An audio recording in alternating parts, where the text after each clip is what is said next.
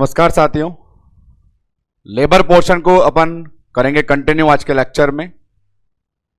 Previous दो lecture में introduction वाला पोर्शन और कल के लेक्चर में फर्स्ट स्टेज को अपन स्टार्ट कर चुके थे, जहां कल लेबर की सारी स्टेज के बारे में इंट्रो लेने के बाद हमें यह पता चला था कि सबसे लंबा समय, सबसे टाइम कंज्यूमिंग, सबसे ज्यादा फिजियोलॉजिकल चेंज जिस फेज में आते हैं वो हमारी फर्स्ट स्टेज थी। उसके जो पार्ट किए गए लेटेंट, एक्टिव, ट्रांजिशनल, हर पर्टिकुलर स्टेज के अंदर आपने देखा कितने प्रकार से उसमें कैरेक्टर इंक्लूड होते हैं। सर्वाइकल डायलेशन के बेस पे उनका क्लासिफिकेशन होता है और उसे असेस करने का तरीका। आज का लेक्चर भी पूरी तरह फर्स्ट स्टेज को ही डेडिकेट रहेगा। आज के लेक्चर में भी अपन फर्स्ट स्टेज में जो रिमेनिंग कंटेंट है उन्हीं को लेकर सारी बात करने वाले हैं। अब वो क्या कंटेंट रिमेनिंग है तो उन्हें सुनना शुरू कीजिए। आज हमारे पास होगा पोर्शन फर्स्ट स्टेज में इवेंट और उसका मैनेजमेंट। कल के लेक्चर में फर्स्ट स्टेज ने हमें खुद के बारे में यह बताया था कि उसके खुद के अंदर 3 सब स्टेज होती है। अब आते हैं बात इवेंट पे। तो इवेंट आप खुद माइंड में मेकअप करें, सुने, आइडिया लगाएं और फिर यहां पर जो दिखे उसे कोरिलेट करें कि जो आपने सोचा क्या वो सामने दिखा। जैसे सिंपल मैं आपसे पूछूं, क्या पहली स्टेज में फीटस डिलीवरी होती है? जवाब जाएगा नहीं। पहली स्टेज जिसका नाम सर्वाइकल स्टेज दिया गया था, एक ही काम होता है, सर्वाइकल डायलेशन। सर्विक्स जो होती है यूट्रस के लोअर सेगमेंट में होती है और वो सर्विक्स या वो बच्चेदानी का मुंह पूरे 9 महीने नॉर्मल प्रेगनेंसी में बंद रहता है। तो होने को बड़ा काम तो सर्वाइकल डायलेशन है, लेकिन सर्वाइकल डायलेशन करने के लिए भी कुछ करना पड़ा होगा और सर्विस का डायलेट होते ही बच्चेदानी का मुंह खुलते ही कुछ हुआ होगा। और वो सारे क्या क्या हैं उन सभी को कहा जाता है इवेंट। देखते सामने बोर्ड पर मैंने उनको लिख रखा है, एक्सप्लेन करता हूं पहले, फिर 1 बाय 1 उनको डिटेल में पढ़ेंगे। तो अपने पास लेबर में आज जो डिस्कस होने वाला है सामने बोर्ड पर देख ले एक बार। हेडिंग मेंशन है इवेंट्स। जैसा कि दिखाई दे रहा है टोटल इवेंट नंबर में 4 हैं। इन्हें अब समझने का प्रयास करना शुरू करेंगे। पहली स्टेज में एकमात्र बड़ा काम क्या होता है तो जवाब देंगे डायलेशन, सर्वाइकल डायलेशन। लेकिन गौर से सुनने वाली बात है कि लोअर सेगमेंट की सर्विक्स डायलेट यूं ही नहीं होती है, अपर सेगमेंट में कॉन्ट्रैक्शन करवाना पड़ता है। यूट्रस के अंदर कॉन्ट्रैक्शन आने से ही लेबर शुरू होता है, यह हमने पहले लेक्चर में पढ़ा है। यूट्रस में अपर सेगमेंट में कॉन्ट्रैक्शन आने से लेबर शुरू होता है। वो कॉन्ट्रैक्शन ऑक्सीटोसिन वाले हार्मोन का होता है। तो जब तक ऊपर से धक्का लगेगा नहीं तब तक नीचे का रास्ता खुलेगा नहीं। तो सिंपल सी बात है, जवाब देना है कि सर्वाइकल डायलेशन से 101% पहले क्या हुआ होगा? कॉन्ट्रैक्शन। तो सबसे पहले यह कॉन्ट्रैक्शन जिसका नाम ही लेबर पेन था, हमने यह भी सीखा है कि 9 महीने 280 दिन अच्छी खासी चल रही प्रेगनेंसी में लेबर कब डिक्लेयर करेंगे? जब उस फीमेल को घर पे या अस्पताल में पेन स्टार्ट होंगे। वो पेन क्या होते हैं? वो पेन मसल्स के कॉन्ट्रैक्शन होते हैं जो यूट्रस के अपर सेगमेंट में हो रहा है। तो डायलेशन से पहले क्या होता है? कॉन्ट्रैक्शन। Next one. अब बात यह है, यूट्रस के अपर सेगमेंट में कॉन्ट्रैक्शन है जिसके दबाव से, जिसके फोर्स से लोअर सेगमेंट की सर्विक्स डायलेट हो रही है। तो यहां भी एक लॉजिकल चीज कि 9 महीने बंद पड़ी सर्वाइकल ओस अचानक से नहीं खुलते हैं, पहले उन्हें करना पड़ता है लूज या सॉफ्ट। सरल सा उदाहरण दूं, आप एक ऐसे ताले को खोलने जा रहे हैं जो 9 महीने से बंद पड़ा है, शायद जंग लगा है, तो आप भी डायरेक्ट चाबी इंसर्ट करते उसे नहीं खोल पाते हैं, लुब्रिकेशन के तौर पे उसमें ऑयलिंग करते हैं। ऐसा अपन घर पे प्रयास करते हैं, ऑयलिंग करके लुब्रिकेट करते हैं ताकि इजी इंसर्ट होके ओपन हो जाए। इसी प्रकार 9 महीने से बंद सर्विक्स अचानक डायलेट नहीं होती, उससे पहले लूज होती है, सॉफ्ट होती है, लुब्रिकेट होती है, जिसका नाम दिया गया है इफेसमेंट। यह अपने पास सेकंड इवेंट। तो यहां आपको देखने को मिल रहा है कि पहले स्टेज में होने वाला एकमात्र काम सर्वाइकल डायलेशन डायरेक्टली नहीं होता है, उसे करवाने से पहले लूज करना पड़ेगा और ऊपर से धक्का मारना पड़ेगा। धक्के का नाम कॉन्ट्रैक्शन है, लूज करने का नाम इफेसमेंट है और फिर खुल जाने का नाम डायलेशन है। अब देखिए मजे की बात, जैसे बच्चेदानी का मुंह खुला, बच्चे पे क्या गुजरा वो सोचें। एक फिटस जो 9 महीने बच्चेदानी यूटेराइन कैविटी में बंद पड़ा था, पहली बार 280 दिन के बाद उसे लगा कि बाहर जाने का रास्ता खुला। वो तो मर ही रहा था नीचे आने के लिए, डिलीवर होने के लिए, पर अभी तक इसलिए नहीं आ पाया था क्योंकि रास्ता बंद था। तो जैसे सर्विक्स डायलेट होगी, बच्चा नीचे की तरफ, अब यूट्रस के नीचे क्या है, पेल्विस है, बच्चा नीचे की तरफ पेल्विस में आएगा। अब क्योंकि बच्चा बड़ा होता है, एक बार में पूरा नहीं आ पाता है, तो नॉर्मल लेबर में कह सकते हैं सबसे पहले सिर आता है, बाद में धड़ आता है। तो जैसे सर्विक्स डायलेट होती है, बच्चे का सर सर्विक्स के रास्ते से पेल्विस में जाता है और धड़ अभी भी यूट्रस में रह जाता है। ऐसी डिवीजन होना, ऐसा इवेंट आना बैग ऑफ मेम्ब्रेन कहलाता है। तो 4 नाम सामने जो बोर्ड पर लिखे हैं उनके सिंपल टर्म ये है, ऊपर से धक्का लगना, नीचे के रास्ते को लूज करना, लूज होने से रास्ते का खुल जाना, रास्ता खुलते ही बच्चे का नीचे आना। टेक्निकल टर्म, धक्का लगना कॉन्ट्रैक्शन, लूज करना इफेसमेंट, खुल जाना डायलेशन, बच्चे का नीचे आना बैग ऑफ मेम्ब्रेन। तो आज के लेक्चर को अपन स्टार्ट करेंगे फर्स्ट स्टेज में होने वाले सभी इवेंट का डिस्कशन करके। जहां दिमाग में एक चीज होती है कि मेन काम डायलेशन है, वहां यह भी होना चाहिए डायलेशन के साथ इतने सारे काम भी हमारे साथ अटैच होते हैं।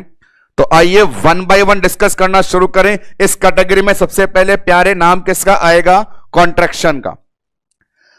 अभी जो कॉन्ट्रैक्शन है आपको फर्स्ट लेक्चर में बताया गया कि यहां पे होंगे ऑक्सीटोसिन वाले कॉन्ट्रैक्शन। कॉन्ट्रैक्शन 3 जने करवाते हैं, पर लेबर के लिए एज ए चॉइस ऑक्सीटोसिन को माना जाता है। याद होना चाहिए कि ऑक्सीटोसिन कौन से कॉन्ट्रैक्शन करवाता था, समझा दिया गया है तो यहां मेहनत कम करवाइए। फिजियोलॉजिकल कॉन्ट्रैक्शन करवाता था, पोलैरिटी ऑफ यूट्रस डेवलप करता था, upper segment lower segment division होता था, मैच्योर यूट्रस पे काम करता था। तो इतनी सारी जानकारी हमारे पास है, उसी को आगे प्रोसीड करना है। अब देखते हैं यहां पे हमारे पास क्या कैरेक्टर हैं। तो क्लास के स्टार्ट 100% एमसीक्यू के साथ। तो कॉन्ट्रैक्शन का फर्स्ट नेचर सुनिए, और फर्स्ट चीज ये है कि यूट्रस एक पूरा ऑर्गन है। अपर सेगमेंट फंडस वाला, लोअर सेगमेंट सर्विक्स वाला, ऐसा एरिया होता है। पहली बात आती है कॉन्ट्रैक्शन स्टार्ट कहां से होता है। तो यहां पे उस लाइन को मैं मेंशन करना चाहूं, आपसे भी एग्जामिनर पूछेगा कि ये बता भाई कि कॉन्ट्रैक्शन स्टार्ट कहां से हुआ। तो उस चीज को सुनिए। सिंपल आंसर तो यह है कि अपर सेगमेंट में स्टार्ट हुआ, पर अपर सेगमेंट में भी एग्जैक्ट लोकेशन बतानी होती है। तो उस लोकेशन के लिए सुनिए, यूटेराइन कैविटी से अटैच होती है फैलोपियन ट्यूब अपर सेगमेंट में।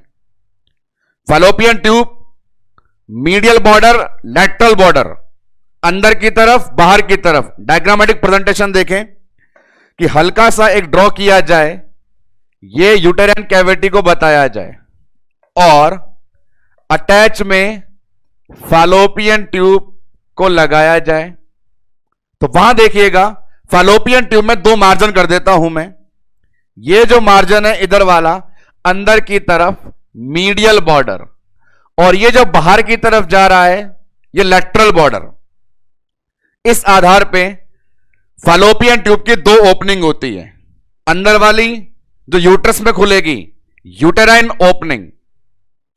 फैलोपियन ट्यूब के दो किनारे हैं, अंदर वाला जो यूट्रस में खुल रहा है यूटेराइन ओपनिंग, और बाहर वाला जो पेल्विस की तरफ गया लैटरल ओपनिंग। कॉन्ट्रैक्शन कहां से स्टार्ट होता है तो उसके लिए मार्क कर रहा हूं, मार्कर से देखिएगा। कॉन्ट्रैक्शन स्टार्ट होता है यहां से, इस एरिया से, इस एरिया से कॉन्ट्रैक्शन स्टार्ट होता है। तो इस जगह का नाम देना है। यह जगह कौन सी है? यह फैलोपियन ट्यूब की वो ओपनिंग है जो यूट्रस में खुल रही है। नाम देते हैं uterine opening of fallopian tube. Labour pain में ऑक्सीटोसिन वाला कॉन्ट्रैक्शन अपर सेगमेंट में किसी एक विशेष जगह से स्टार्ट होता है। उस जगह का नाम क्या है? Uterine opening of fallopian tube. और ओपनिंग को यहां अपन टर्म देंगे ओस्टिया। लैंग्वेज लिखता हूं, ये लिखा हुआ है स्टार्ट कहां से होता है, आपको जवाब देना है स्टार्ट कहां से होता है। तो जवाब है start from uterine ostia of fallopian tube. आपको ज्यों का त्यों लिखा हुआ परीक्षा में मिल जाएगा। यहां पे ओस्टिया का मतलब किससे लिया गया है? ओपनिंग से। बस यही एक बात बताने की है। कई बार बालक बालिकाएं नई चीज देखकर घबरा जाते हैं, आपको नहीं घबराना। ओस्टिया का मतलब यहां पर ओपनिंग से है। तो पहला सवाल यहां से, कॉन्ट्रैक्शन स्टार्ट कहां से होते हैं? Uterine ostia of fallopian tube. Second one, अगली बात चल रही है कि अपने पास ये जो कॉन्ट्रैक्शन है अपर सेगमेंट में है, तो इनका नेचर होता है फंडल डोमिनेंस। एक नेचर है फंडल डोमिनेंस। लाइन मैंने बोली, समझ जाइए। फंडल का मतलब अपर सेगमेंट, डोमिनेंस मतलब प्रभावी। क्या कॉन्ट्रैक्शन पूरे यूट्रस में आते हैं या केवल अपर सेगमेंट में आते हैं? तो जवाब है अपर सेगमेंट में आते हैं, क्योंकि लोअर सेगमेंट तो डायलेट होता है। तो कॉन्ट्रैक्शन केवल अपर सेगमेंट में आते हैं।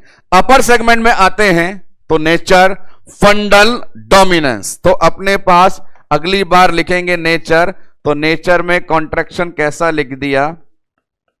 फंडल डोमिनेंस। एक बात। नेक्स्ट वन, अगला कैरेक्टर बताएं कॉन्ट्रैक्शन का। अगले कैरेक्टर को बताने के लिए एक चीज लोग सुन के जाएंगे। जैसा कि पता है कॉन्ट्रैक्शन फिजियोलॉजिकल आने वाला है, कॉन्ट्रैक्शन में पोलरिटी होने वाली है, अपर सेगमेंट लोअर सेगमेंट बटने वाले हैं। तो वहां पे यूट्रस की मसल्स के द्वारा एक पैटर्न डेवलप कर लिया जाता है, जो पैटर्न कहलाता है बकेट होल्डिंग फैशन।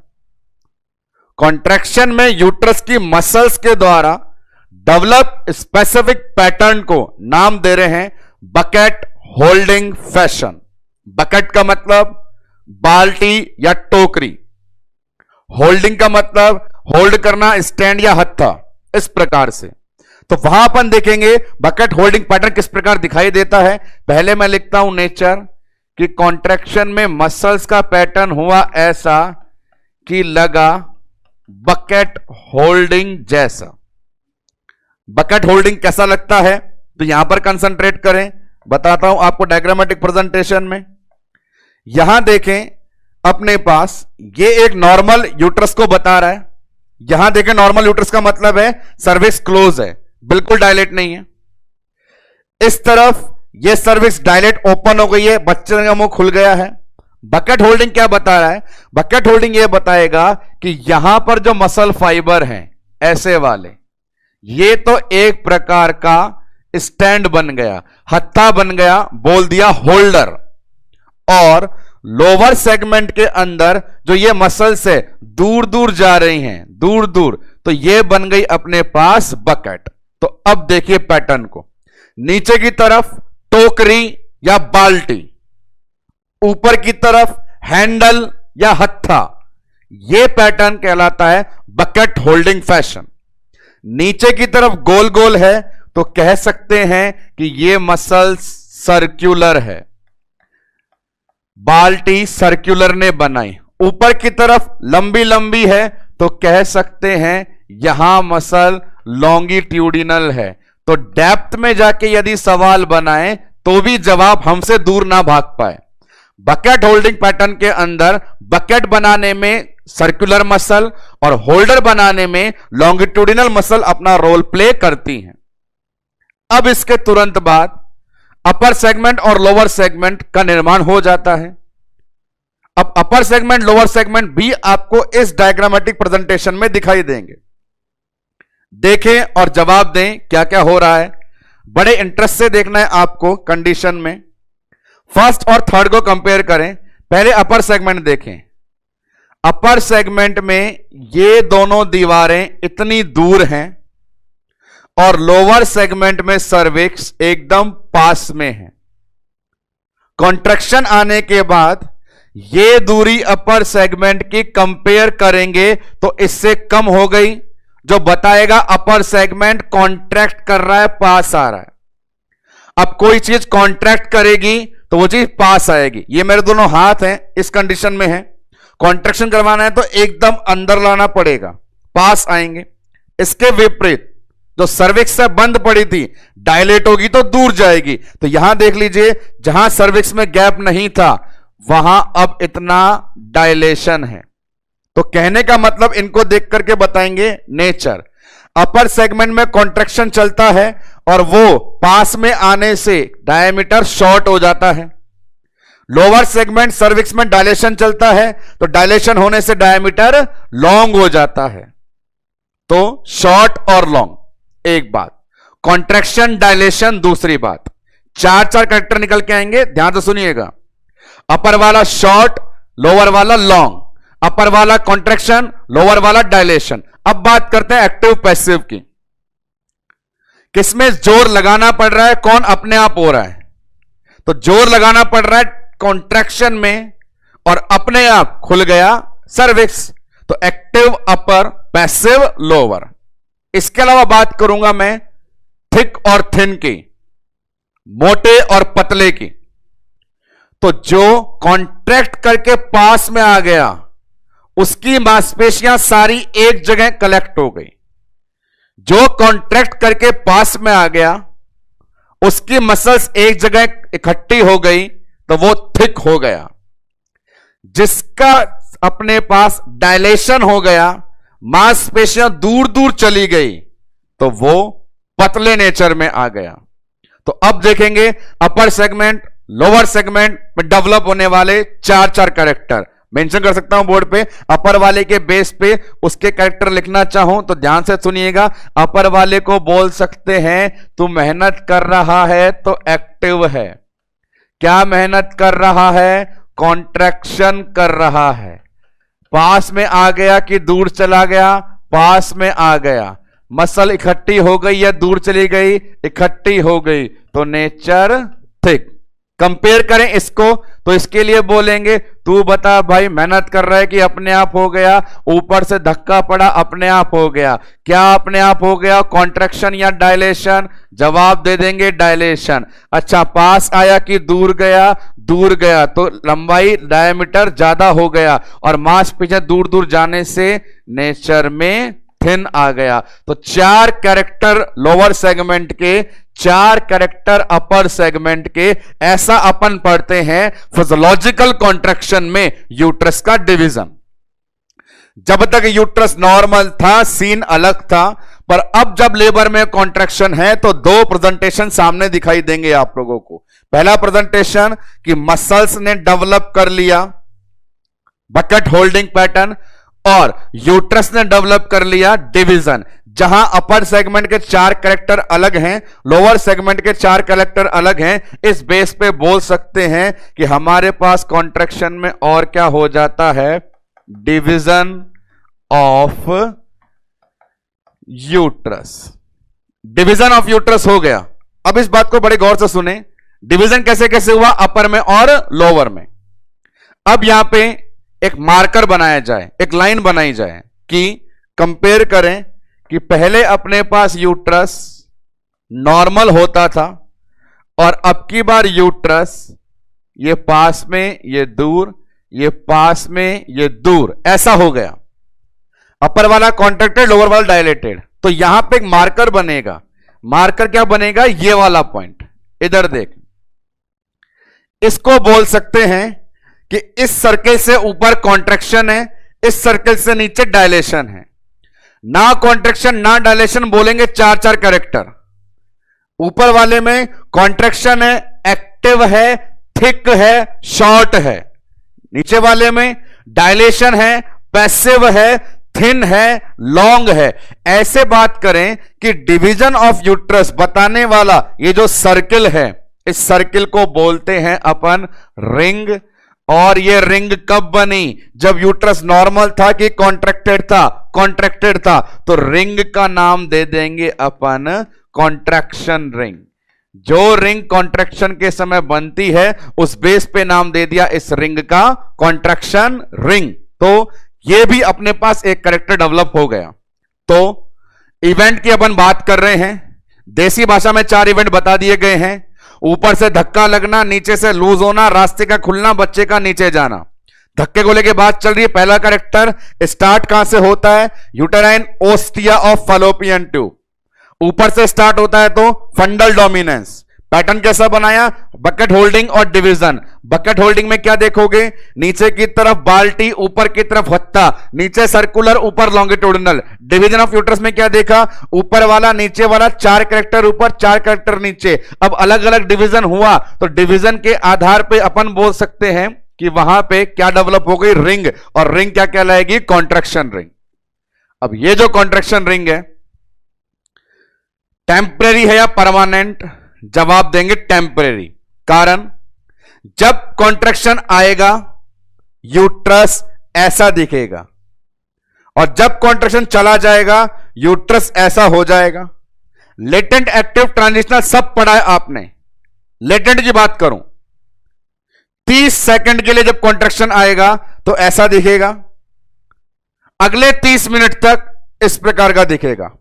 एक्टिव की बात करें, 60 सेकंड के लिए जब कॉन्ट्रैक्शन आएगा तो इस प्रकार दिखेगा, और फिर अगले 5 मिनट के लिए ऐसा दिखेगा। कहने का मतलब कॉन्ट्रैक्शन लगातार नहीं रहता, तो यह हालत भी लगातार नहीं रहेगी, तो ये कॉन्ट्रैक्शन रिंग भी लगातार नहीं रहेगी। तो कॉन्ट्रैक्शन रिंग नेचर में कैसी होती है?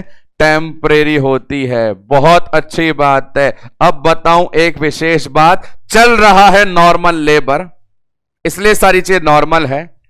यहां पे एक समस्या बताएं, यदि ये रिंग जो टेम्परेरी है परमानेंट बन जाए तो गारंटेड कंडीशन एबनॉर्मल हो जाएगी। और परमानेंट रिंग को बोलते हैं अपन बेंडल रिंग। बोर्ड पर लिखता हूं, बाय चांस लेबर नॉर्मल की जगह हो एबनॉर्मल तो रिंग भी बनेगी टेम्परेरी की जगह परमानेंट, और बनेगी परमानेंट तो रिंग का नाम दे दिया जाएगा बेंडल रिंग। तो ये सारे वो माइलस्टोन हैं जो हमारे फर्स्ट इवेंट के अंदर इन्वॉल्व होते हैं। फर्स्ट इवेंट क्लियर है? तो आगे चलें। अगला नाम क्या लेने वाले हैं? इफेसमेंट। उसके तरफ बढ़ते हैं। तो अपने पास अब आ गया ये टर्म इफेसमेंट। इफेसमेंट जो टर्म है कहना क्या चाहती है उसी से एमसीक्यू है। क्वेश्चन बताना और लर्न करना बहुत जरूरी होता है। तो इफेसमेंट बोलना क्या चाहता है, पहला सवाल उसी से है। तो इफेसमेंट के लिए 4-5 तरीकों से उसे बताया जा सकता है, पर एग्जैक्ट आंसर क्या होता है वो सिर्फ एक। एग्जैक्ट आंसर है शॉर्टनिंग ऑफ सर्विक्स। शॉर्ट हो जाना। सर्विक्स की लंबाई जो लगभग 2.5 सेंटीमीटर बताई जाती है, वो 2.5 सेंटीमीटर पूरे प्रेगनेंसी के 9 महीने में कभी भी चेंज नहीं होती है। पहली बार वो लंबाई लेबर के समय में शॉर्ट हो जाती है, 2.5 से कम। 2.5 से कम मतलब 2.5 से आधा, 1.25 सेंटीमीटर या बिल्कुल कम हो जाती है। शॉर्टनिंग ऑफ सर्विक्स, उसी से इफेसमेंट को बताया जाता है। हालांकि अल्टरनेटिव नाम और भी हैं। वैसे आपको समझाऊं शॉर्ट होने का मतलब क्या है, दूरी किसकी होती है? तो वास्तव में सर्विक्स की लंबाई होती है 2 ओस के बीच की दूरी।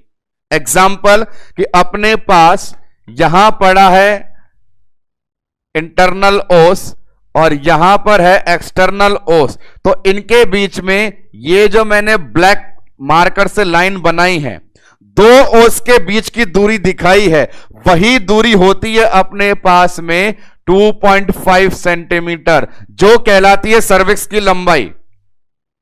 और इसी लंबाई के कम होने का मतलब क्या है? ओस पास पास आएंगे और दूर जाएंगे।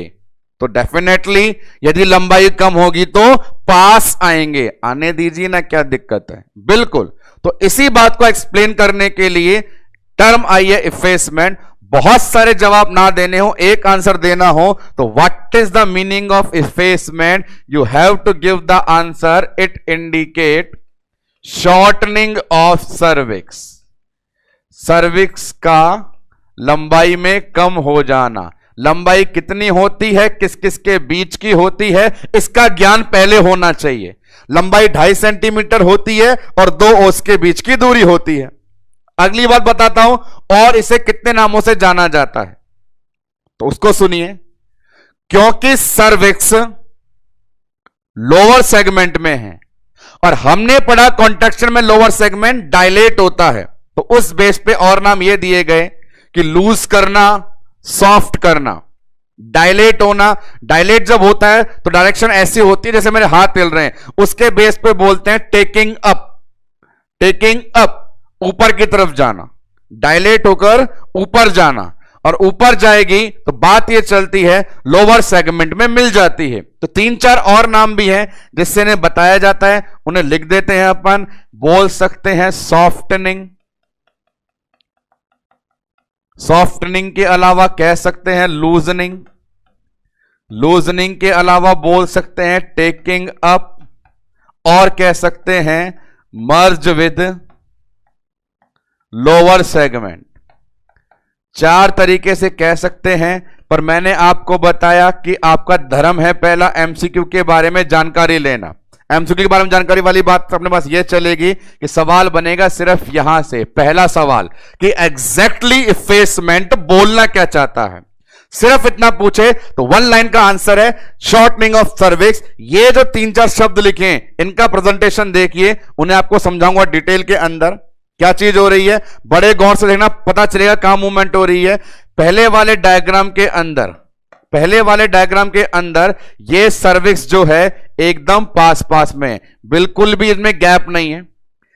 जैसे जैसे डायलेट होती जा रही है, ये देखो इनमें दूरी और बढ़ी, इनमें दूरी और बढ़ी, और यहां देखिए कितनी दूर हो गई है। ये पहला मार्जिन, ये दूसरा मार्जिन। जहां पहले डायग्राम में दोनों एरिया पास पास थे, अब की बार ये मार्जिन बड़ा दूर हो गया, और दूर होकर किस दिशा में जा रहा है, ये देखिए इस प्रकार अपर में मूव कर रहा है। ये भी अपर की तरफ मूव कर रहा है, यहां भी मूवमेंट स्टार्ट होने वाली है। तो हर डायग्राम के अंदर सर्वाइकल इफेसमेंट को लेकर जो प्रेजेंटेशन दिया जा रहा है, वो ये बताना चाहता है कि बिल्कुल बीच में दूरी नहीं है, और वो जब डायलेट होगी तो ये अपर की तरफ जाएगी। इसीलिए यहां पे लाइन लिखी अपन ने, मर्ज विथ लोअर सेगमेंट।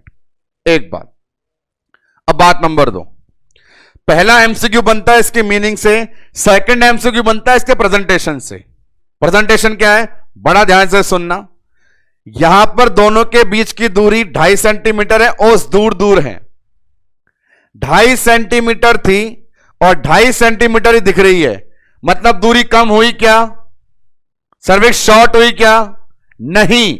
तो इफेसमेंट हुआ क्या? नहीं हुआ। आगे अब अपन देखें, यदि ये इनके बीच की दूरी, ये ऊपर वाला इंटरनल ओस, ये नीचे वाला एक्सटर्नल ओस, ऊपर के कंपैरिजन में दूरी रह जाए इतनी, मैं दे दूं एग्जांपल में नाम 1.25 सेंटीमीटर, तो 1.25 सेंटीमीटर 2.5 सेंटीमीटर से आधा है।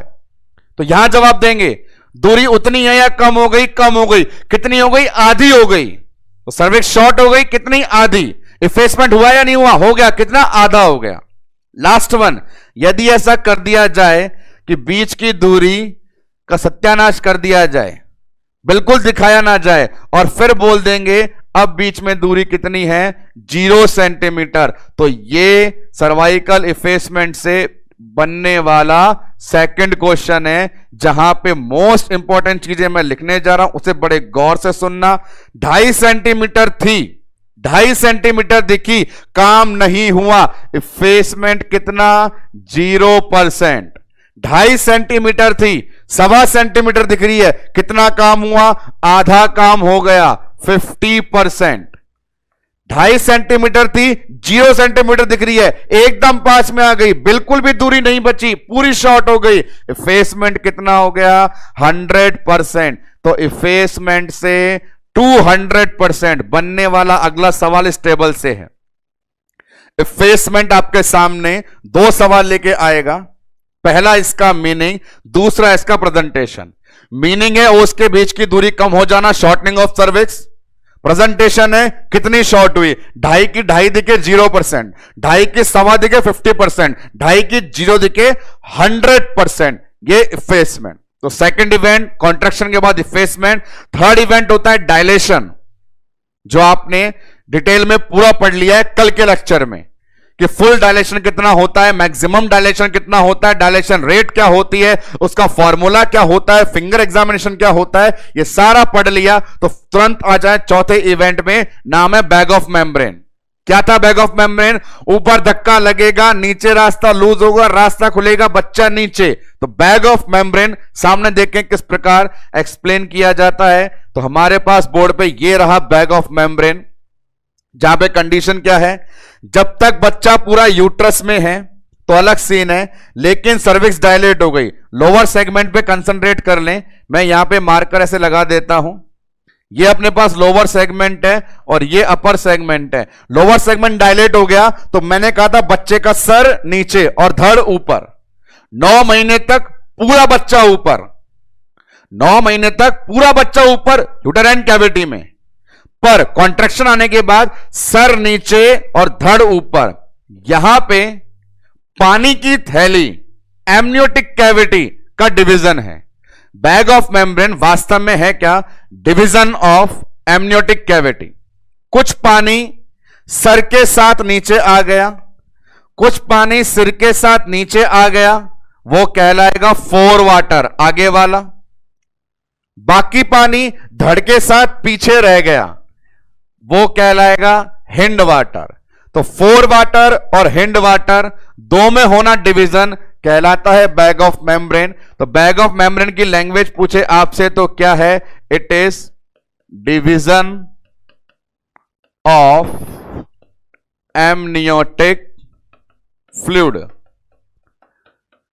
पानी जो सर के साथ आगे आया वो फोर वाटर, पानी जो धड़ के साथ पीछे रह गया वो हिंड वाटर। ये होते हैं 4 इवेंट। तो फर्स्ट स्टेज में आज अपन स्टार्ट करने वाले थे इवेंट, जो सारे यहां पर कंप्लीट होते हैं। एक बार गो थ्रू हो जाएं, सिर्फ फर्स्ट स्टेज की बात कर रहे हैं। फर्स्ट स्टेज में कल के लेक्चर में सबसे पहले पढ़ा था कितनी स्टेज होती है, 3 नाम थे, लेटेंट, एक्टिव, ट्रांजिशनल, वो पढ़ा गया। आज की शुरुआत कि फर्स्ट स्टेज में बड़ा काम सर्वाइकल डायलेशन होता है, लेकिन जब वो होता है तो साथ में क्या क्या होता है, उसके होने से पहले क्या होता है, होने के बाद में क्या होता है। 4 नाम दिए। सबसे पहले कॉन्ट्रैक्शन देगा अपने नेचर, लूजनिंग देगी, शॉर्टनिंग देगी, इफेसमेंट, डायलेशन कर पढ़ लिया था, और अब देगा बैग ऑफ मेम्ब्रेन। तो यहां तक सारे काम हो गए।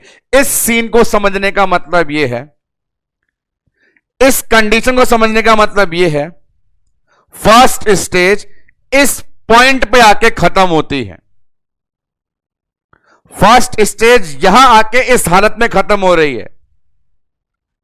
कंसंट्रेट के सुन लीजिए, वॉल्यूम तेज कर लीजिए, ईयरफोन लगा लीजिए, क्योंकि आपसे सवाल पूछा जाएगा कि सेकंड स्टेज की जब शुरुआत करनी है उससे पहले हालत क्या है। उससे पहले हालत यह है कि बच्चे का सर नीचे लोअर सेगमेंट में, धड़ अपर सेगमेंट में, और पानी की थैली फटी नहीं है।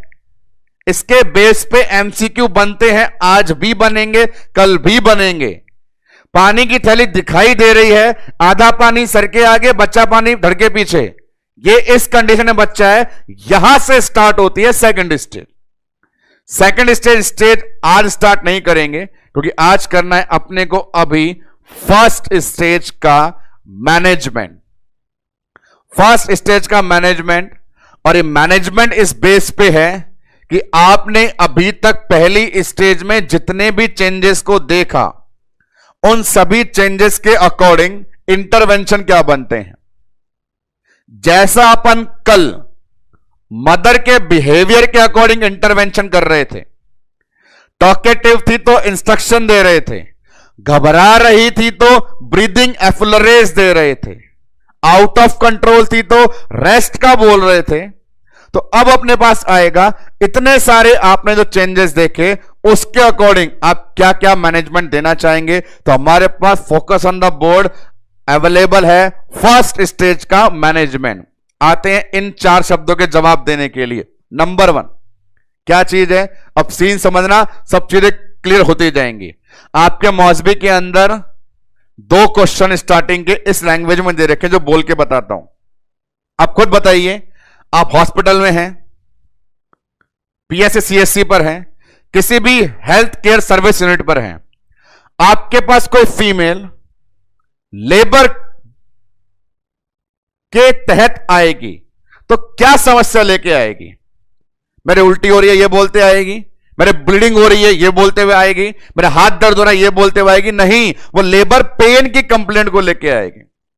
जब भी एक फीमेल लेबर वाले यूनिट में एडमिट होना आएगी, कंप्लेंट लेके आएगी, लेकर आएगी लेबर पेन की, तो आपका दायित्व है सबसे पहले यह पूछना कि आप जो समस्या लेके आ रहे हो ठीक है, आपकी ईडीडी क्या है, आपकी ईडीडी क्या है। उससे आइडिया बन जाएगा कि वास्तव में ये लेबर पेन आने का सही समय था या इसे जो पेन आ रहे हैं वो फॉल्स हैं। तो पहला धर्म हमारा जो बनता है वो धर्म है मदर से क्या पूछें, ईडीडी। बिल्कुल, ईडीडी पूछेंगे तो आपको पता चल जाएगा कि ऐसे दर्द को बढ़ावा देना है कि ऐसे दर्द को रोकना है। तो मौजबी के अंदर भी जो लैंग्वेज सवाल की है वो सुने और आंसर भी लेके जाएं। लैंग्वेज ये है कि एक मदर है, हॉस्पिटल इमरजेंसी में लेबर पेन की कंप्लेंट के तहत एडमिट हो रही है, उसे स्ट्रेचर पे लिया गया। जब लिया गया तो वो नर्सिंग स्टाफ को बोल रही है कि मुझे लग रहा है कि मेरे पानी की थैली फट गई है और मुझे पुश करने की इच्छा हो रही है। इतना सारा ड्रामा उसने बता दिया। नर्स सबसे पहले क्या करेगी? तो वहां भी जवाब ईडीडी है कि यदि सही समय है तो वो सारे काम करो जो करने के हैं, और सही समय नहीं है तो ऐसे चीजों को रोकने का प्रयास करो। अब आगे ईडीडी देखिए, अपने को लेबर करवाना है तो मान के चल लीजिए उसके ईडीडी आगे जो समय आ गया था, तो अब अगली लाइन क्या है? आइडेंटिफाई। अब क्या पता लगाना है कि समय तो सही है, अब यह पता लगाएं कि लेबर पेन सही है या नहीं। हां, समय ठीक है, डिलीवरी का समय हो गया, अब मैं देख लूं लेबर पेन सही है या नहीं, ट्रू है या फॉल्स। तो वहां पे सिंपल पूछ लेना कि आपके आगे वाले हिस्से में एब्डोमेन और थाई में दर्द हो रहा है या बैक और बटक्स में पेन हो रहा है, क्योंकि हमने सीखा है ट्रू फॉल्स का आइडेंटिफिकेशन। तो यहां आइडेंटिफिकेशन में करना है ये कि आपको पहचानना है कि दर्द ट्रू वाले हैं या फॉल्स वाले हैं। कैसे पहचानते हैं? कल परसों में सिखा दिया गया है कि बैक एक है तो वो ट्रू है, एब्डोमिनल एक है तो वो फॉल्स है। आगे पता लग गया ट्रू है, अब वो मां बोलेगी हो गया कंफर्मेशन, आ गई मेरी डेट, दर्द सही है, चल भैया लेके। तो बिल्कुल लेके चल। लेके चल का मतलब क्या है? एडमिट कर लेना। तो मदर को क्या कर लिया? हॉस्पिटलाइज कर लिया। तो ये सारी सीक्वेंस है, एक ड्रामे की कंडीशन है। आपको एक ड्रामा करने के लिए भी कहा जाए तो इन्हीं स्टेप को फॉलो करना होगा कि सबसे पहले ईडीडी पूछेंगे, उसके बाद दर्द का नेचर देखेंगे, तभी अस्पताल में भर्ती करेंगे। अब जब भी अस्पताल में मरीज या मां भर्ती होती है तो इलाज से पहले दुनिया भर की जांचें होती है। डेफिनेटली कोई भी इंडिविजुअल जब हॉस्पिटल में एडमिट होता है तो इन्वेस्टिगेशन बेस्ड उसका ट्रीटमेंट होता है। तो यहां भी शुरू करें एग्जामिनेशन। तो यहां लिखा हुआ है असेस। क्या असेस करेंगे? तो दुनिया भर के होते हैं एग्जामिनेशन, लेकिन एक ऐसा नाम है जो सबसे ऊपर आता है, वो होता है फीटल हार्ट रेट का एग्जामिनेशन, एफएचआर मॉनिटरिंग। तो असेसमेंट में प्रायोरिटी लेवल पे आपको जो लिखना है वो अपने पास मेंशन करना है कि हम क्या असेस करने जा रहे हैं, एफएचआर। और फीटल हार्ट रेट मॉनिटरिंग देखते ही सुनते ही आपको प्रीवियस यूनिट के लास्ट लेक्चर याद आने चाहिए। फीटल मॉनिटरिंग का मतलब है हार्ट रेट को देखना, हार्ट रेट की रेंज क्या होती है, बेसलाइन क्या होती है, मॉनिटरिंग कैसे कैसे करते हैं, एंटीपार्टम में कैसे, इंट्रापार्टम में कैसे, पैटर्न कितने होते हैं, acceleration, early deceleration, late deceleration, variable deceleration, normal क्या है, अब नॉर्मल क्या है, किसमें इंटरवेंशन किसमें इंटरवेंशन नहीं, ये सारा साम्राज्य जो प्रीवियस यूनिट के लेक्चर में पढ़ा सारा कट पेस्ट करके यहां भी लगा सकते हैं। सॉरी, कट पेस्ट मत करना, वहां से उड़ा दोगे, कॉपी पेस्ट करके यहां लगा सकते हैं। तो आपने असेस करा एफएचआर। अब मैं बताऊं आपको एक लैंडमार्क बहुत अच्छा, दर्द भी थे, दस्तूर भी था, अस्पताल में मरीज भर्ती भी था, पर बच्चे का बाहर आना नॉर्मल रास्ते से लिखाता या पेट काट के, वो डिसाइड करता है एफएचआर। यदि एफएचआर नॉर्मल है और सारे हार्ट रेट के पैटर्न नॉर्मल हैं तो ही डिलीवरी नॉर्मल होगी, और यदि इसमें गड़बड़ है तो नॉर्मल रास्ते से नहीं, सिजेरियन होगा। तो एक जनरल सी लाइन है कि आपसे पूछें या बताएं, ये कॉमन क्वेश्चन होता है, वो फीमेल जो आज तक प्रेग्नेंट नहीं हुई हैं या जो प्रेग्नेंट हैं उनके मन में डाउट रहता है कि मेरी डिलीवरी कैसे होगी, नॉर्मल या सिजेरियन। तो बहना, यह बताने के लिए विधाता ऊपर से नहीं आता, बच्चे की धड़कन ही है जो सब कुछ सिखाता कि यदि ये नॉर्मल तो डिलीवरी नॉर्मल, और यदि ये अबनॉर्मल तो डिलीवरी सिजेरियन। तो एफएचआर असेस करने का फायदा यह है, पता चलता है कि डिलीवरी नॉर्मल होगी या सिजेरियन। तो हम नॉर्मल लेबर पढ़ रहे हैं तो दोस्तों फायदा किस पे होगा, नॉर्मल पे। हम नॉर्मल पढ़ रहे हैं तो पैरामीटर चेंज हो रहे हैं, क्योंकि नॉर्मल नहीं पढ़ते तो ईडीडी नहीं आई होती, नॉर्मल नहीं पढ़ते तो लेबर पेन फॉल्स होते, नॉर्मल नहीं पढ़ते तो अस्पताल में भर्ती नहीं करते, नॉर्मल नहीं पढ़ते तो एफएचआर डिस्ट्रेस में होती। अब अंदर आ गए, ठीक है। अब मदर बोलेगी अब क्या बचा है, तो हम उसे बताएंगे कि बधाई हो, ऑपरेशन से बचा है, ऑपरेशन नहीं होगा, डिलीवरी नॉर्मल होगी। अब वो बोलेगी नॉर्मल डिलीवरी बोले तो नॉर्मल डिलीवरी बोले तो बड़ा ध्यान से सुन के जाइए, क्योंकि अब आ रहा है आज के लेक्चर में और ज्यादा वेटेज वाले एमसीक्यू का नाम। मदर ने कहा आपने बच्चे की धड़कन जांच करके पता लगा लिया डिलीवरी कौन सी, नॉर्मल। नॉर्मल डिलीवरी का मतलब क्या होता है, वेजाइनल डिलीवरी, बर्थ कैनाल जिसे बोलते हैं। मां को बताएंगे आपका बच्चा नीचे के रास्ते से वेजाइना से डिलीवर होने वाला है, तो हम देख के आएंगे कि वो रास्ता तैयार है या नहीं। वेजाइनल एग्जामिनेशन तैयार है या नहीं, क्योंकि बिना तैयारी के काम नहीं किया जाता, पता है ना। पूछ लिया करो पहले तैयार है या नहीं, जबरदस्ती नहीं, तैयार हो तो ही करो। पूछा करो are you ready, if you are ready then I am double ready. तो यहां पर भी पूछेंगे कि वो रास्ता तैयार है या नहीं, तो वेजाइना डिलीवरी के लिए वो रास्ता तैयार है या नहीं, उसे देखने के लिए जो काम किया जाता है सामने बोर्ड पे बिशप स्कोर कहलाता है। बिशप स्कोर क्या देखेगा कि रास्ता तैयार है या नहीं। बहुत इंपॉर्टेंट एमसीक्यू बनता है, सामने मैं लिख रहा हूं, ये किसके बारे में बताता है, readiness for labour. Readiness for labour, कि लेबर के लिए तैयार हो या नहीं। इतना ही नहीं, यदि लेबर के लिए तैयार हो तो ही लेबर हम करेंगे। बिशप स्कोर अभी नॉर्मल लेबर में चल रहा है, एक टर्म आती है अपन आगे भी पढ़ेंगे, इंडक्शन ऑफ लेबर, वहां भी काम होगा कि यदि रेडी है तो शुरू हो जाओ। पहले तो पूछो तैयार है, हाँ तैयार है, हो जाओ शुरू। शुरू हो जाना क्या कहलाता है, इंडक्शन ऑफ लेबर। ना केवल रेडीनेस ऑफ लेबर, ये और बताएगा आपको किसके बारे में, इंडक्शन ऑफ लेबर। और ये बिशप स्कोर का पर्पस है, और पर्पस से नो डाउट धमाकेदार सवाल बने हैं। पिछला इतिहास परीक्षाओं के पत्रावलियां उठा करके देख लेना साथियों, 100% आपको क्वेश्चन मिलेगा कि बिशप स्कोर का क्या मतलब है, क्या बताता है। जवाब देना है, it explain readiness for labour और इंडक्शन ऑफ लेबर। अब आगे इसको डिटेल में पढ़ने से पहले इससे सीधे बनने वाले एमसीक्यू पे अटैक कर लेते हैं। मीनिंग क्लियर करो, readiness for labour, induction of labour. अब आगे बिशप स्कोर में जैसे कई सारे स्कोर होते हैं, अपगार स्कोर होते हैं, ग्लासगो स्कोर होता है, यहां भी स्कोर है। टोटल 5 कंपोनेंट होते हैं।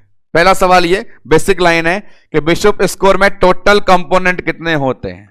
तो टोटल कंपोनेंट होते हैं हमारे पास 5। बताने वाला हूं अभी नाम उनके। टोटल 5 होते हैं। मैक्सिमम स्कोर कितना होता है? जब भी कोई स्कोरिंग की जाती है मैक्सिमम स्कोरिंग जरूर पूछी जाती है, तो यहां मैक्सिमम स्कोर कितना होता है? 13 डायरेक्ट हिटिंग सवाल है जो आपको बताए जा रहे हैं कि टोटल कंपोनेंट 5 होते हैं, मैक्सिमम स्कोर 13 होता है। यह इसका मतलब होता है। कई बार होता है कि विद्यार्थी पूरी टेबल को रट करके परीक्षा में पहुंच जाता है, परंतु इन 3 बेसिक लाइनों का ज्ञान वो नहीं ले पाता है। तो हार्ड वर्क बाद में, दुनिया चल रहा है स्मार्ट वर्क का, स्मार्ट बोर्ड का, तो पहले स्मार्ट वर्क करें, 3 लाइनें याद रखें, उसके बाद आगे बढ़ें। ये मीनिंग है, ये टोटल कंपोनेंट है और मैक्सिमम स्कोर है। और बात करें नॉर्मल लेबर के लिए मिनिमम कितना होना चाहिए, मिनिमम कम से कम कितना हो कि लेबर करवा पाए, तो आंसर दे देना 6 से ज्यादा, कम से कम 6 तो होना ही चाहिए। अब ये स्कोरिंग कैसे होती है वो देख लो। तो स्कोरिंग कैसे होती है उसके लिए आप ये देख सकते हैं, सामने की तरफ ऊपर नंबर लिखे हुए हैं 0 1 2 3, 0 1 2 3। 5 कंपोनेंट कौन कौन से हैं? बड़े ध्यान से होशो हवास में सुनना शुरू करेंगे। सर्वाइकल डायलेशन, सर्वाइकल इफेसमेंट, बच्चे के सिर का station, cervical consistency, cervical position. और ये पांचों के पांचों हमें वेजाइनल एग्जामिनेशन से मिलेंगे। जैसा मैंने वादा किया कि बच्चे की धड़कन को देखने के बाद डिसाइड किया कि नॉर्मल डिलीवरी करवाएंगे, वेजाइना से निकालेंगे, और बात ये चल रही थी वेजाइना तैयार है या नहीं, तो 5 चीजों से देखते हैं कि वो वेजाइना तैयार है या नहीं। बच्चे को बाहर निकालने के लिए वो 5 चीजें जिसमें आती है बिशप स्कोर कहलाता है। सामने 5 सारे मेंशन हैं, उसके अकॉर्डिंग स्कोरिंग भी है, सामने बोर्ड पे अवेलेबल है, देख लीजिए। डायलेशन देखेंगे, बंद पड़ी है तो 0 नंबर, बंद पड़ी है तो काहे का नंबर, 1 से 2 है तो 1 नंबर, 3 से 4 है तो 2 नंबर, 5 से ज्यादा है तो 3 नंबर।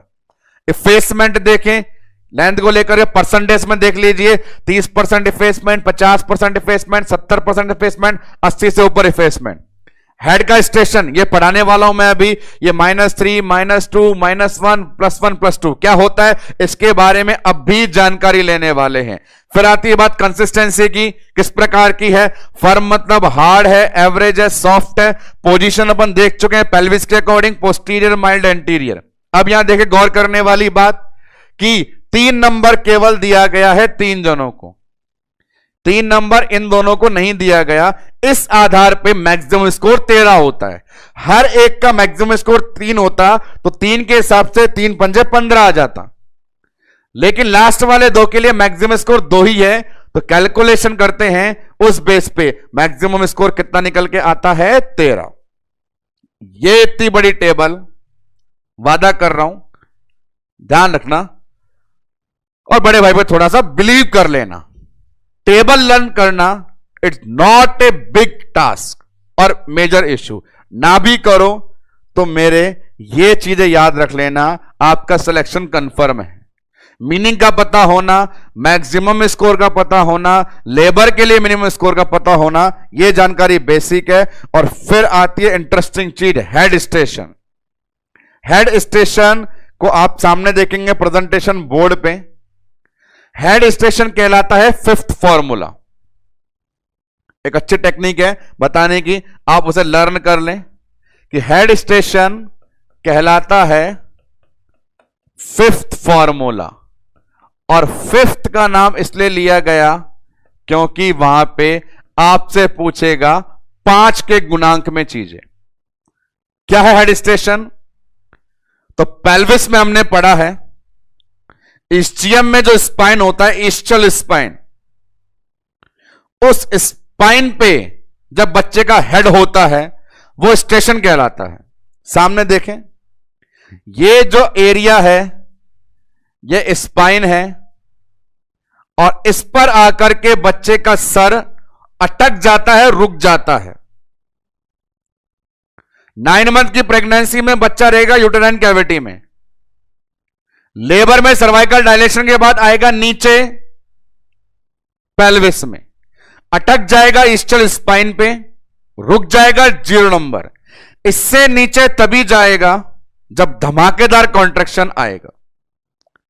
अब ये यहां तक पहुंचा ही नहीं या पहुंच गया या इससे नीचे है, उसके आधार पे नंबर दिए गए हैं। ये सारी वैल्यू सेंटीमीटर में है, सारी वैल्यू सेंटीमीटर में है। जितना नीचे जाएगा उतनी जल्दी बाहर जाएगा, जितना ऊपर पाया जाएगा मतलब लेबर में समय है। इस्चियम स्पाइन से जितना नीचे जाएगा मतलब लेबर होने वाला है, स्पाइन से जितना ऊपर होगा लेबर नहीं होने वाला। इसीलिए ऊपर की सारी वैल्यू किसके अंदर है? नेगेटिव में है। नेगेटिव बताएगा लेबर नहीं होगा, नहीं होगा, नहीं होगा। नीचे की जितनी भी वैल्यू है पॉजिटिव में है, क्या बोलेंगे? लेबर होगा, होगा, होगा, होगा, होगा।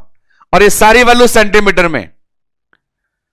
यहां पे रेंज कहां से कहां तक? तो ऊपर लिखा हुआ है -5 और नीचे लिखा हुआ है +5, तो 5 से 5, 5 से 5। इसीलिए फॉर्मूले का नाम दिया गया फिफ्थ फॉर्मूला। 5 से 5 तक होता है, 5 सेंटीमीटर 5 सेंटीमीटर। तो आपसे पूछे क्या इंडिकेट कर रहा है? -2 क्या बताएगा? स्पाइन से 2 सेंटीमीटर ऊपर। +3 क्या बताएगा? स्पाइन से 3 सेंटीमीटर नीचे। तो head station is the most important aspect of bishop score from the point of view of arising the questions. तो यहां तक अपन कर रहे थे एग्जामिनेशन।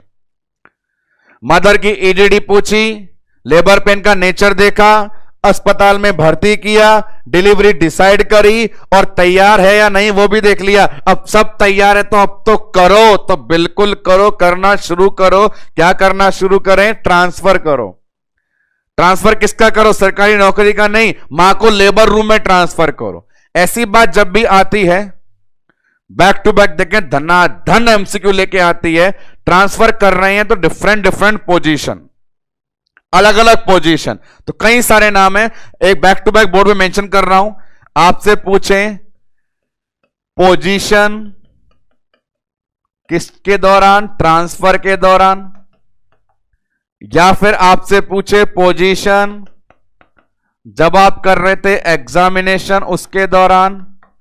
या आपसे पूछे पोजीशन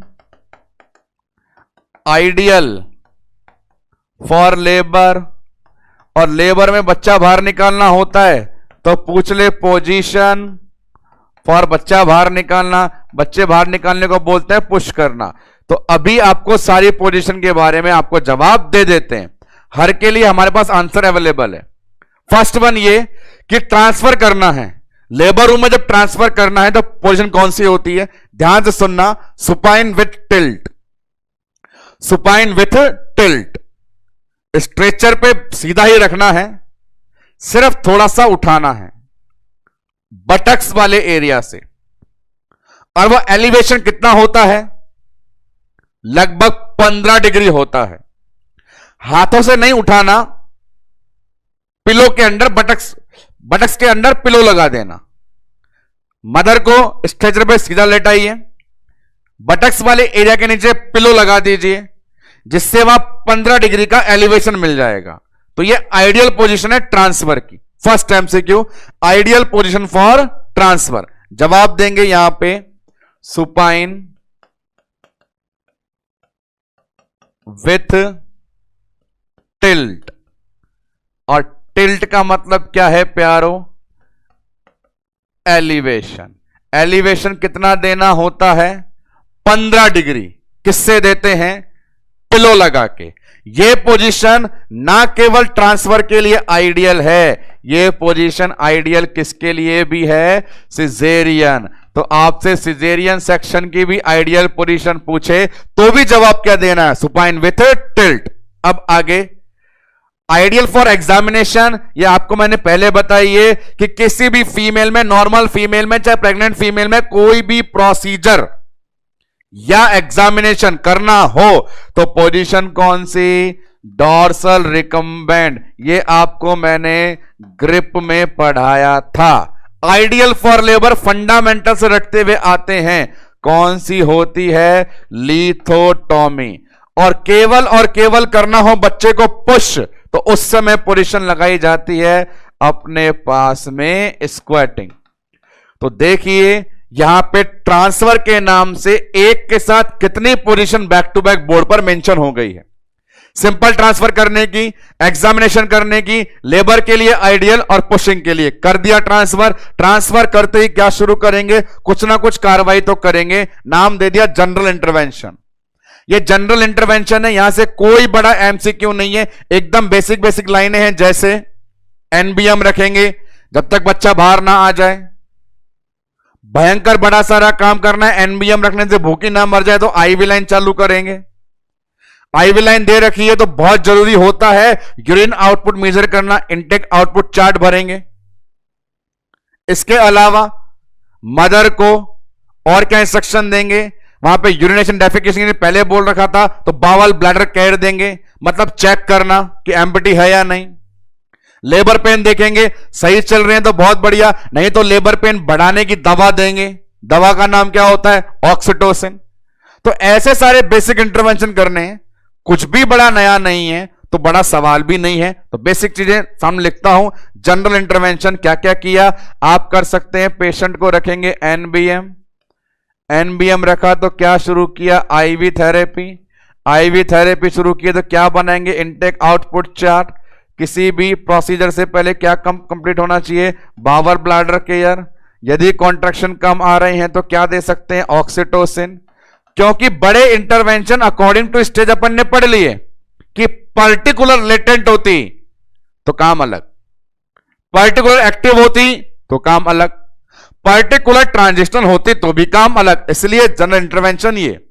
अब मजे की बात ये, जितनी भी कार्रवाई आपने शुरुआत से अभी तक करी, आते ही एडीडी पूछा, लेबर पेन नेचर देखा, अस्पताल में भर्ती किया, बिशप स्कोर किया और ये काम किए, इन सब को डॉक्यूमेंट करो, लिखो। और डॉक्यूमेंट करना एक हॉस्पिटल में बहुत इंपॉर्टेंट वर्क होता है। अब क्या करके आए उससे फर्क नहीं, आपका डॉक्यूमेंटेशन कैसा है। एक एचओडी भी जब पेशेंट राउंड के लिए आता है तो फाइल के स्टेटस से ही पेशेंट की हेल्थ का आइडिया लगाता है। तो ये सारा डॉक्यूमेंटेशन वाला काम जिस पन्ने में किया जाता है वो पन्ना सामने पार्टोग्राफ कहलाता है। सारी रिकॉर्डिंग करना जिसमें होता है वो चीज अपने पास पार्टोग्राफ कहलाता है। बहुत अच्छा सवाल सबसे पहले इसमें से इसके मतलब से बनेगा। पार्टोग्राफ कैसा दिखता है, उसमें क्या क्या होता है, these all are secondary thing. Partograph का मीनिंग क्या है? जितना काम किया सब कुछ लिखा पढ़ी करो। रिकॉर्डिंग ऑफ लेबर, जिसको देख के पता चलेगा कि क्या चल रहा है। Progress of labour. तो most important and vital thing, what is the meaning of partograph? तो आंसर देना है, it is recording of labour. ना केवल रिकॉर्डिंग से पता चलेगा क्या चल रहा है, प्रोग्रेस ऑफ लेबर। आपसे कभी भी आके आपका यूनिट का कंसल्टेंट पूछ ले कि भैया दिखा तूने क्या किया, तो मतलब रिकॉर्डिंग, उससे पता चलेगा तूने क्या करी है, प्रोग्रेस। अब आगे, यह पार्टोग्राफ सबसे पहले फ्राइडमान ने दिया था, वही फ्राइडमान जो कल के लेक्चर में उंगली करके डायलेशन बता रहा था। फ्राइडमान ने दिया था 1954 में, दे दिया, इतिहास बन गया। लेकिन फ्राइडमान के बाद एक साइंटिस्ट आया, फिल पोर्टर, उसने नई चीज इन्वेंट की। दिया फ्राइडमान ने 54 में। फिल पोर्टर ने क्या कहा? फिल पोर्टर ने यह कहा कि देख मेरे बंधु, फर्स्ट स्टेज वैसे ही बहुत बड़ी है और लेटेंट वाली में कुछ धमाकेदार काम नहीं होता।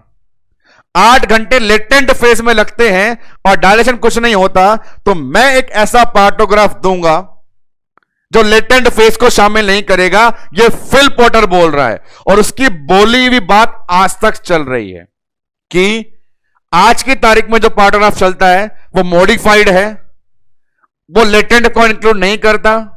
तो जो लेटेंट को इंक्लूड नहीं करेगा, एक्टिव से शुरू होगा, तो बताइए एक्टिव कितने सर्वाइकल डायलेशन पे शुरू होती है? 4 पे। तो वर्तमान में जो पार्टोग्राफ है वो मॉडिफाइड है, उसे सर्वाइकोग्राफ भी कहते हैं, और वो 4 सेंटीमीटर से शुरू होता है। लिखा जाए बोर्ड पे कि सबसे पहले दिया किसने? दिया इसको फ्राइडमान ने 1954 में। उसके बाद इसे किया मॉडिफाइड। मॉडिफाइड किसने किया? तो वो मॉडिफाइड किया फिल पॉटर ने, और फिल पॉटर ने नाम क्या दिया? सर्वाइकोग्राफ। और मजे की बात, शुरू कहां से किया? 4 सेंटीमीटर से। मॉडिफाइड करके शुरू किया 4 सेंटीमीटर से, मतलब ये लेटेंट फेस को इंक्लूड नहीं करता। तो जैसा मैं बोल रहा हूं, पार्टोग्राफ के अंदर कंपोनेंट जानने से पहले बहुत ज्यादा जरूरी है इन सब के बारे में जानना कि पार्टोग्राफ क्या बताता है। रिकॉर्डिंग ऑफ लेबर और प्रोग्रेस ऑफ लेबर दिया किसने? फ्राइडमान ने। मॉडिफाई किसने? फिल पॉटर ने। और नाम क्या दिया? सर्वाइकोग्राफ। क्या इंक्लूड नहीं करता? Latent phase. कहां से शुरू करता है? 4 सेंटीमीटर से। अब इसके कंपोनेंट की बात करें, तो कंपोनेंट की बात करें, इसमें बहुत कुछ रिकॉर्ड करना है। इंपॉर्टेंट जो रिकॉर्ड करना है उसे देखते हैं। बेसिक रिकॉर्डिंग चलती है फीटल हार्ट रेट की और सर्वाइकल डायलेशन की। सर्वाइकल डायलेशन चेक करते हैं पीवी से। तो बेसिक कंपोनेंट में अपन बता सकते हैं कि हम रिकॉर्ड करते हैं बच्चे की धड़कन एफएचआर, और रिकॉर्ड करते हैं पीवी से डायलेशन। एक इंपॉर्टेंट चीज अब इसके अंदर आएगी, वो है बच्चे के पानी की थैली। बच्चे के पानी की थैली का मतलब है एमनियोटिक फ्लूइड या मेम्ब्रेन। उस कंडीशन को बोलते हैं अपन मेम्ब्रेन स्टेटस। और वो मेम्ब्रेन स्टेटस अपने आप में एक बड़ी इंपॉर्टेंट फाइंडिंग है, जिसे आपको बताते हैं यहां से। मेम्ब्रेन मेम्ब्रेन स्टेटस में कुछ टर्म है, तो वो देखें।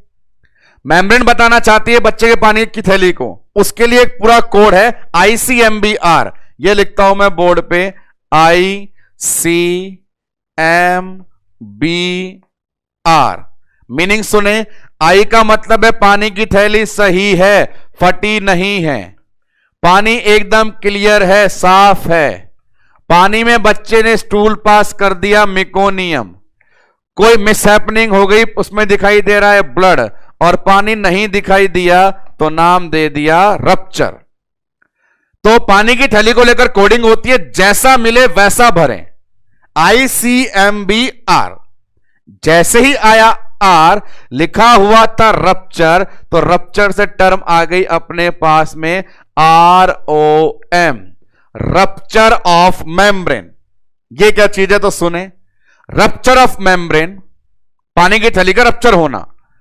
लेबर नॉर्मल है तो हर चीज नॉर्मल होनी चाहिए, पानी की थैली भी अपने आप रप्चर होनी चाहिए। फर्स्ट स्टेज के एंड में जब बैग ऑफ मेम्ब्रेन बन जाता है, फोर वाटर हिंड वाटर आ जाता है, तो कॉन्ट्रैक्शन के प्रेशर से ये थैली अपने आप फट जाती है फर्स्ट स्टेज के एंड में।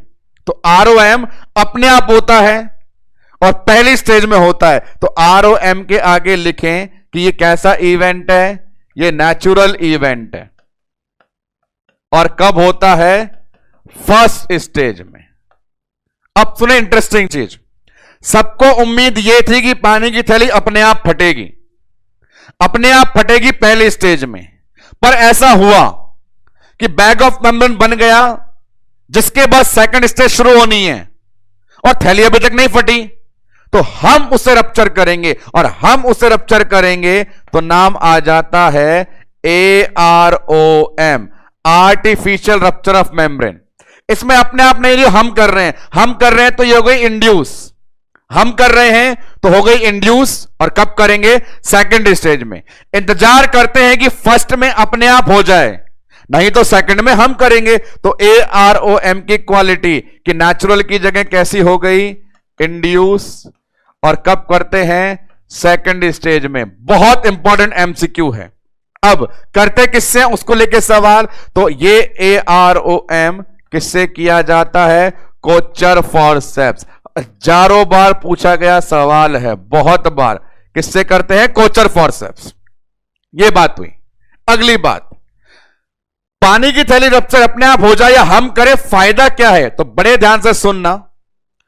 यूट्रस में जब कॉन्ट्रैक्शन आ रहे थे, जब दबाव आ रहा था, तो वो धक्का, वो दबाव बच्चे पे नहीं लग पा रहा था, क्योंकि हमने आपको क्या सिखाया कि एमनियोटिक फ्लूइड का पानी हर बाहरी धक्के दबाव को बच्चे पर पड़ने नहीं देता। तो जब तक धक्का बच्चे पे नहीं लगेगा, वो बाहर कैसे निकलेगा? और लेबर में क्या रिक्वेस्ट है? बाहर निकालो। इसलिए पानी की थैली फटने से बच्चे पे जोर लगना शुरू होता है। कॉन्ट्रैक्शन तो पहले भी वही था, अब भी वही है। फर्क क्या है? पहले पता नहीं लग रहा था पानी होने के कारण, अब पता लग रहा है थैली फटने के बाद। तो क्या फायदा है इसका? तो फायदा लिखेंगे कि अब की बार कॉन्ट्रैक्शन फील होंगे। It improve efficiency of contraction. बिना पानी की थैली फटे एहसास नहीं हुआ, अब जब ये फटी है तो हमें हुआ है एहसास। अब एक बात, कई बार ऐसा हो जाए, अब नॉर्मल लेबर की कैटेगरी में फीटस की डिलीवरी हो गई और पानी की थैली फटी नहीं, मतलब बच्चा नंगा पुंगा बाहर नहीं आया, कपड़े पहन के बाहर आ गया, पानी की थैली के साथ ही पैदा हो गया, ऐसा काम हो जाए तो वो चीज कहलाती है कॉल बर्थ। बच्चे का पानी की थैली के साथ ही बाहर आ जाना क्या कहलाएगा? Call birth. तो यहां देखें, पार्टोग्राफ में मेम्ब्रेन देख रहे हैं, 5 अपने पास इंडिकेटर है, रप्चर से लाइन बनती है। ROM अपने आप होता है पहली स्टेज में, AROM हम करते हैं सेकंड स्टेज में, करते हैं कोचर फॉरसेप्स की मदद से। यह करने से कॉन्ट्रैक्शन बच्चे को लगेगा और वो बाहर निकलेगा, एफिशिएंसी ऑफ कॉन्ट्रैक्शन। और कभी कभार बच्चा इनके साथ पैदा हो जाए तो कॉल बर्थ। एक बात। नेक्स्ट वन, अपन जो फाइंडिंग फिल करते हैं यहां पे, ये 2 चीजें पार्टोग्राफ में। मोल्डिंग, मोल्डिंग होगा लेबर की सेकंड स्टेज में, पर मार्किंग यहां पे दे रहे हैं। मोल्डिंग का मतलब है ओवरलैपिंग ऑफ क्रेनियल बोन। दिखाता हूं अभी, ओवरलैपिंग ऑफ क्रेनियल बोन, उस आधार पे मार्किंग की जाती है।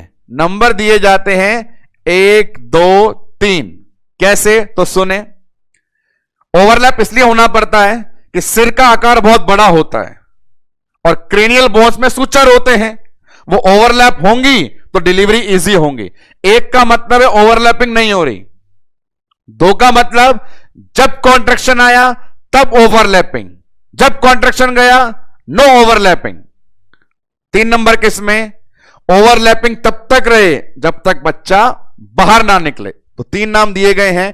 एक क्या लिख सकते हैं? नो ओवरलैपिंग, इसमें लिखेंगे ड्यूरिंग कॉन्ट्रैक्शन, और 3 नंबर में लिखेंगे टिल डिलीवरी। तो उसके अकॉर्डिंग नंबर दिए जाते हैं। अब आते हैं पार्टोग्राफ में मिलने वाली बड़ी बड़ी 2 स्पेसिफिक लाइन। जैसा नाम 100% वैसा काम। एक नाम है अलर्ट और एक नाम है एक्शन। तो बड़ा सिंपल सा इनका मीनिंग है। सवाल यह बनता है कि ये कितने सेंटीमीटर डायलेशन पे खींची जाती है। तो जैसा आपको बताया, वर्तमान में जो पार्टोग्राफ चल भी रहा है वो लेटेंट को शामिल नहीं करता, वो स्टार्ट ही वहीं से होगा जहां से एक्टिव स्टेज आती है। तो अलर्ट हमें तैयार कब होना है? जब एक्टिव फेज स्टार्ट हो 4 सेंटीमीटर पे। एक्शन कब लिया जाता है? जो फुल डायलेशन हो जाए 10 सेंटीमीटर का। इस बेस पे अलर्ट लाइन जो ड्रॉ की जाती है वो 4 सेंटीमीटर पे, और एक्शन लाइन जो ड्रॉ की जाती है 10 सेंटीमीटर पे। इन तीनों के प्रेजेंटेशन देखें तो अब देखें सामने की तरफ, ये नजारा है कॉल बर्थ का। वो कॉल बर्थ जो ये बता रहा है कि बच्चा पानी की थैली के साथ में ही डिलीवर हो गया। नेक्स्ट वन बात करें अपन मोल्डिंग का। ये बता रहा है कि कैसे ओवरलैपिंग होती है। यहां पर देखिए बोन में कितना आराम से सूचर दिखाई दे रहा है, गैप है, और यहां बोन ओवरलैप हो चुकी हैं। डायग्राम इंडिकेट कर रहा है मोल्डिंग को, जिसके नंबर 1 2 3।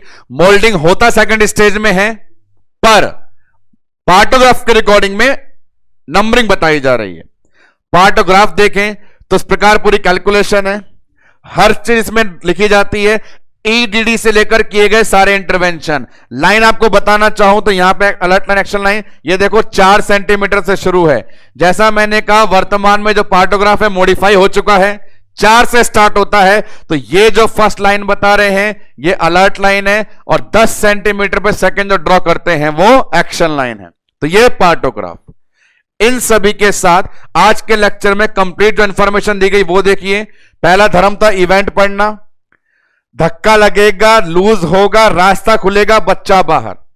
क्वालिटी, शुरुआत होते हैं यूटेराइन ऑस्टिया से, नेचर ये देखा अपन ने, बकेट होल्डिंग पैटर्न और डिवीजन। आगे बढ़े, इफेसमेंट सिर्फ मीनिंग बताओ, शॉर्टनिंग ऑफ सर्विक्स, उस टेबल्स में चले जाओ।